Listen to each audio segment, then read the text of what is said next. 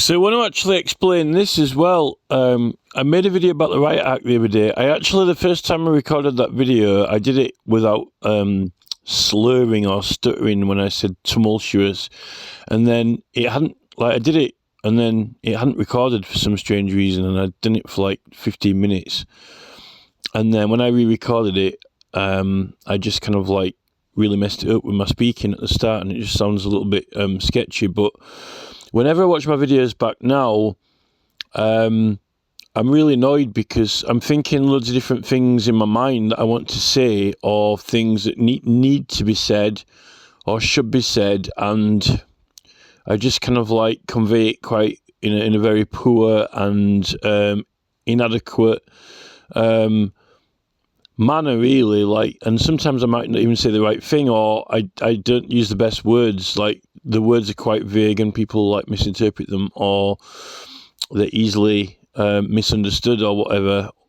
But I think that I make good points, good sort of examples, and luckily I think because my examples are good and I have a good standard and a good idea, it's a good idea to use certain things as an example. I think that it manages to just get me through it, really, and convey what I wanted to exemplify. But I do wish that I had more wider and extensive command of the vocabulary, which I don't at the moment because I'm not really being well, and I just don't seem to be remembering loads of complicated words to help to clearly define what I'm thinking at the time. I can't clearly define everything that I'm thinking into words. There are so many things to say that I can't say everything that I want to say, and or remember everything that I want to remember to say until I'm watching it back and I'm like, oh, I should have said this, or I should have said that, or I was going to say this, or I was going to say that, or I shouldn't have said this, or I shouldn't have said that. So my Riot Act video, I'm not saying that it was completely and totally wrong at all, but it could have been a lot better. And there are some things that I missed that I understand a lot more actually now. And there's the sedition acts as well, which were going around, but I think some of them were repealed, but the last one was repealed with the Public Order Act 1986, I think. But I don't really think that the sedition acts really. They actually had some extra proceedings in for the newspapers and for other authorities, which the Tumultuous Petitioning Act doesn't have. I actually think that the sedition acts are open up additional options and are actually help. And you can actually, some of them give the option to use the Tumultuous Petitioning Act, or alternatively, using newspapers instead to give official notices and things like that. So there's actually quite a lot of scope in the Sedition Acts with the Tumultuous Petitioning Act. What I wanted to say, though, is this, right? So there's a lot to say about those three terms at the start of the Tumultuous Petitioning Act for tumults and riotous disorders. So, the three terms are unlawful, riotous, or riotously, unlawfully, riotously, and tumultuously. Okay, there's three terms. But there's something that I completely missed when I read that, which is that if it requires all three, okay. And ironically, there's an act as well called the Illegal Combinations Act, right, which is mainly about working and employment strikes and protests, which aren't necessarily to the government, but to an employer. And I didn't even know about that act. So there's loads of different acts that keep popping up that I haven't read, like that Illegal Combinations Act, but it's suggestive. In fact, what I'm going to talk about now, it's the very term, the Illegal Combinations Act, seems quite pertinent to what I'm about to say now, which is that the combination of riotous, unlawful, and tumultuous together, if it must be all of them, right? And this, like, I can't believe that I didn't, like, click on this the other day. If it must be all three, riotously, tumultuously, and unlawfully, then it's the actual act is only concerning political matters. Because if it must include tumultuous in the equation, right, then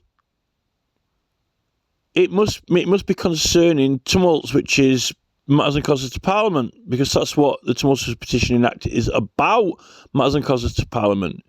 So the ironic thing about the Riot Act is it's not actually an act about incidents and, you know, fighting and things that are not connected with.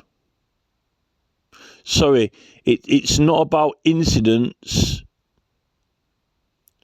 unless they're connected with political matters. That's what I want to say. It's not about incidents unless they are connected with political matters, because that's the tumultuous part, right? And if that's the case, then what about riots and fighting and things like that, incidents what are not anything to do with a political matter? Well, apparently they're all under, like, the general, there's lots of other earlier acts about, you know, the hue and cry and, you know, keeping local law and order, and there's it's called a fray. Now, I thought a fray was a very minor incident just between two people, like, instead of like an assault. Like, a fray was just a little fisticuffs thing, right? But apparently a fray is actually really the word for what most people now use the word riot for. I think the word riot is wrongly used and wrongly interpreted. I think most people in their minds, and I might be wrong about this, right, but this is just my assumption, right? Well, it's my assumption. I think that when most people say the word riot and use it, they just think about loads of people having a fight, okay? But when I read the dictionary, the word riot is from the French, and it means to debate, right? So it's actually about... the French origin of riot is more related to political debate, incidents arising from political debate and matters or disputes between parties, right? Not just more a political connection rather than just a purely mischievous or pure criminal origin, right? Which is a fray.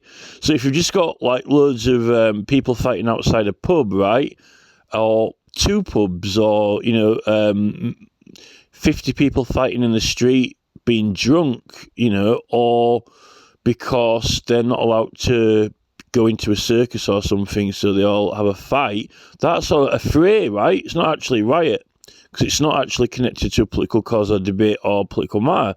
So we've been misled about the meaning in terms of riot generally, I think. So all of the incidents at large, criminal incidents, fighting, is usually meant to be under a fray or other incidents. And then the riot is the term that they apply to actual political debate matters, what are large incidents, which...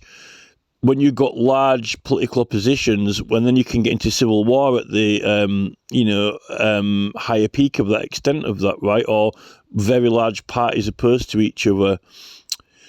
So therefore, let's go back to our equation of three things: riotously, unlawfully, and tumultuously assembled, right?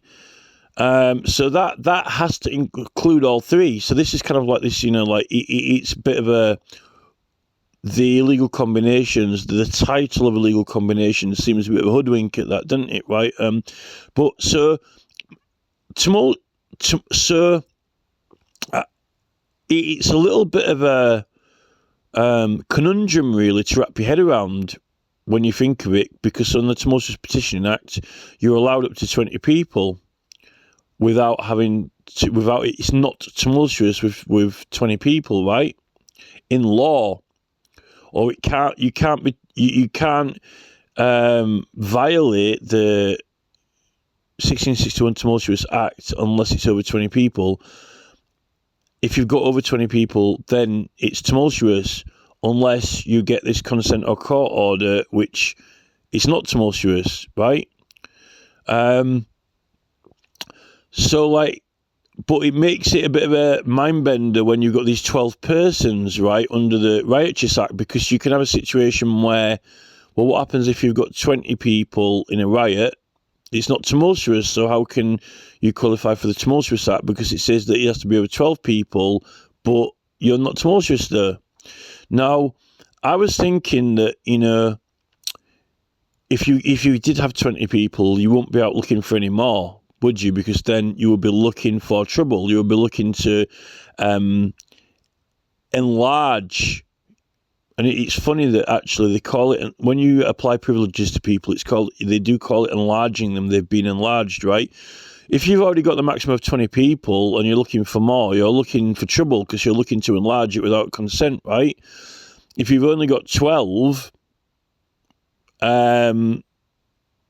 if you've got 12 or under, I don't think you can possibly be right. You can't qualify for that Riot Act anyway, regardless of if you're under 20 but you're still under 12. So what is this number in between 12 and 20, and how does that affect it? Well, I think that this is the thing, right?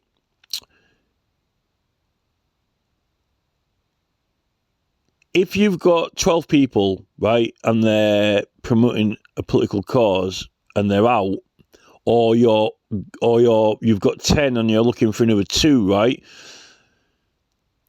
If you are promoting a political cause, and let's say you've got 5 people, okay, so you're not going to be tumultuously assembled, and you can't be riotously assembled at that point, but you got 5, and those 5 are looking to, you know, get 12. Now they might get attacked.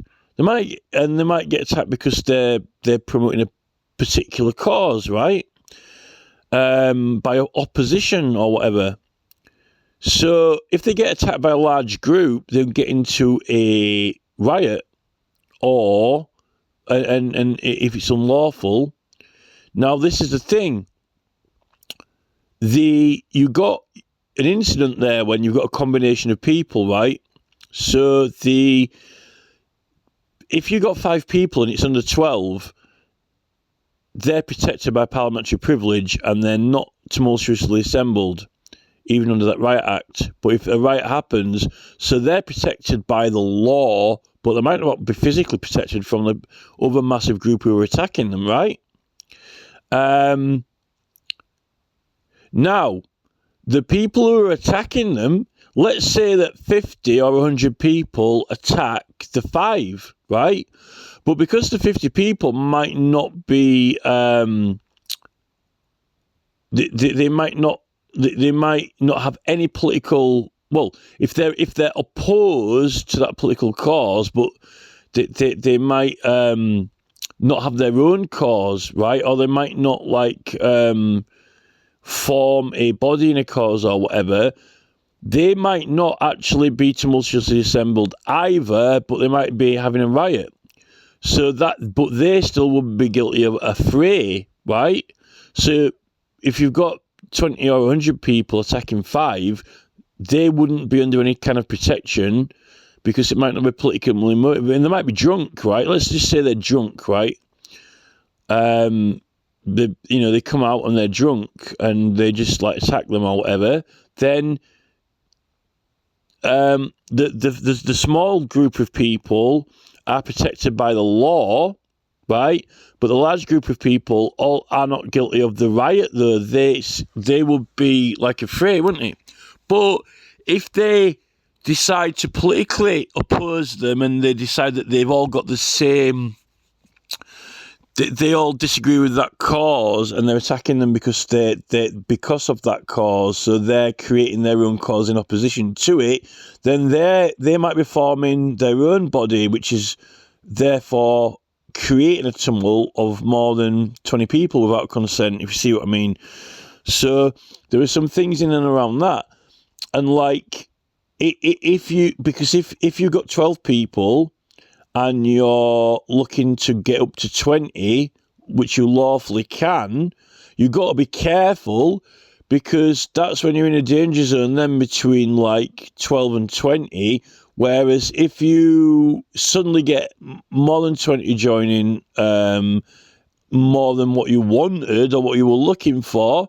So like if you've got 12 people looking for another 12, 13, 14, 15, 17, 18, 19, 20, another 7, right? But instead, like then like 100 people come down the road and say, "Oh, we'll join it as well," and you weren't planning on that. Then suddenly you are all tumultuously assembled, right? There are a lot of you, but so even if there isn't a riot, and even if you don't act unlawful, well, it is unlawful because you've got two combinations there. You immediately fall into a tumult without planning to.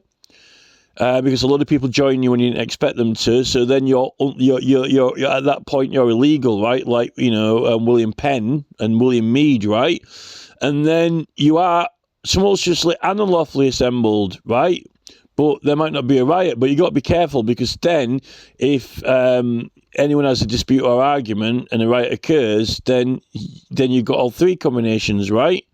You might even, and then the group might even split up and decide that they don't support the cause, or they have a disagreement in the cause, and then a riot might ensue from that. Or, a lot of people might come down the road. Now, if you've got a court order and you're over 20 people and it's all done lawfully, right, and you've got like 50 people who are all fully protected with a court order, it doesn't matter who comes along. You could have like, half the town come along, right? But those 20 or 50 people are fully, totally, completely, totally protected with the court order. They cannot possibly tumultuously assembled. So even if the whole town takes them on, they're completely and totally protected, right? Because it cannot be tumultuously assembled. But the rest of the town, if they're attacking them because they're drunk, if the entire town's drunk, if there's a massive festival on, right? But then the whole, if the whole town attacked them, it wouldn't necessarily be a riot, because it might just be a huge affray, and the fully protected people, even if over 20 or whatever, are completely and totally protected and can't be tumultuous, right? So this is where we've got all these different combinations of groups and people and so forth, depending on what their cause is, right? Or if both if the town decide that they have got a political cause in opposition, then they're immediately, if they all decided and they're going to agree to it, then they're creating a tumult themselves, right? So I think that definitely, once I found that Illegal Combinations Act, which I absolutely had no idea about existing, right, and I hadn't heard of it, is a bit of a like nod to that, or a bit of an innuendo towards that. But the actual true purpose of the Illegal Combinations Act is to do with more like the miners' strike type thing, employment related. I haven't read it all, actually. I only found it today, and I haven't got around to fully reading it. I just like briefed myself on it, like what the general act's about. So there's all that to add to the but then you throw the sedition acts in it, and then they made it so they disallowed certain meetings, but then they give more options for there are a lot more options for consents that you can get besides just getting 3 justices or the grand jury. You can go to the local council and you can give notice by the newspaper and things like that. Instead, I think I'll have to check through it. There are 3 different sedition acts though. I always like the idea of the grand jury, because if I don't know if they are selected by the public, or if they were randomly selected, or if they were like jurats, I don't know. But it's like, it's not just down to the justices. It's like if they're selected from the community, it's like you're getting permission from the community, or from an impartial or random selection, or away from the community. It's more fair judgment, isn't it? It's almost like the community are giving you the power and authority to go and pursue your cause, which I think is really what Extinction Rebellion and Just Stop Oil and Insulate Britain really would have been better with, which is what they're trying to do now. With the when they get to Crown Court and they're trying to get, and the juries are acquitting them, like with Ian Bray when he goes to court and there's they just acquit him even though there's apparently no legal basis. They're kind of giving him the authority and jurisdiction, and actually the justices don't like that, right? They're trying to get rid of the juries now, and I want to say really quickly, I don't know what the hell's going on with Brian Leveson and all this, they went into there's a backlog with the Crown Courts. From 2010 to 2019, they shut down all the magistrates' courts, and all the really nice, beautiful building ones like Halifax, and Chorley, like the old-fashioned ones. And I actually thought it was because, of something to do with my investigation why a lot of them got shut down, but apparently it turns out it wasn't. They're trying to make out that they started doing it in 2010. So, but I was halfway through that. I was after 2013. So through my court cases, there was shut like Halifax down, Chorley, Northallerton, Chorley, Northallerton and Halifax got closed down. But now they're saying they're short of courts, and there's a backlog at Crown Court, and some of those buildings could have been used as Crown Courts, or they could have tried to have some more of those cases in magistrates' courts, could have dealt with the either way cases or whatever. But a lot of the magistrates' courts don't necessarily always seem full. They seem hit and miss. Some days are busy, some days are quiet. They're doing some sort of manoeuvre on us for sure. I think it was a bad idea closing down the magistrates' courts. They could have really done with them now. And apparently, if crime's going up, why do they close down all the magistrates' courts when the crime's on the increase? Plus, with all these illegal immigrants, surely they can't all be serious crimes, Crown Court cases, and a lot of them should be misdemeanors, right? Very strange. The government have got some very sinister or peculiar strategy what they're aiming for, unless it is true that it just happened to be because these Extinction Rebellion cases and defend our juries, and they were pushing that right to acquit people, and I'll give them that if that's why the Ministry of Justice suddenly decided they don't like jury trials because of that. But it doesn't look good for them now, because they were shutting down all the courts and now they're saying there's loads of crime. So it seems ridiculous that the crime level's going up and getting more and more and more and more crime as the population is growing, but they're shutting down all the magistrates' courts. But then they're saying there's a battle with the Crown Court, which seems peculiar. And there's a lot of stuff online now that gets dealt with, by the platforms, but you never get to court, so you don't get a fair trial, and the platforms are breaking loads of election laws, and they're breaking loads of Human Rights Act things, like, with all this privacy violation and things like that. And you don't get into court with them because they're doing it all remotely from another country, and they're just using pure enforcement power, consent, agree, submit, accept. They're like arm wrestling us from overseas, and our government is just letting them, and you don't actually get them into court themselves. They're like some weird third party, and the police just come, for the person who's complained of the crime. You don't actually get in court with the platform to challenge them on the privacy side of it, which is all corporate and business, and they've got no right to that. There's no some kind of corporate takeover. It's a monopoly takeover, and they're doing it through forced coercion. They've got a monopoly on the platforms, and they're making it so it's like one of the main. And Parliament are promoting it as well on their website, and they're forcing all these policies on us that we've got no choice in. If you like it or lump it, if you don't consent, agree, submit, you won't engage in the new emerging social order, right? You'll be excluded from socialising effectively with them from their monopoly of the whole nation. So it's completely, totally illegal against the Human Rights Act. And if Mark Zuckerberg he's American, right? When he started his platform, he was a naive American, and he's been severely misled by Nick Clegg and the British government. I don't know what they've been saying in meetings, but it's like, hello, welcome to California. It's like, how do we do things in Kansas? It's like, Mark, I'm in England, right? Mark, you're in America, I'm in England, right? We've got the Human Rights Act 1998, the right to privacy. You're not giving us the right to privacy. You've got a monopoly on 3 platforms which are taking over the primary way that we socialise, and you're forcing a policy on us illegally that we haven't got a choice to do. Either we were excluded from socialising or we submit consent or accept, and the government are promoting it. It's illegal against the Human Rights Act, right? And you're furthering contempt of Parliament and taking his material down, and you're breaking all the elections law, right? And you're still breaking the election law is the worst part of it. And it's actually the Sedition Acts that, they're saying that, there's a lot of mischiefs and, all these meetings were causing a lot of confusion and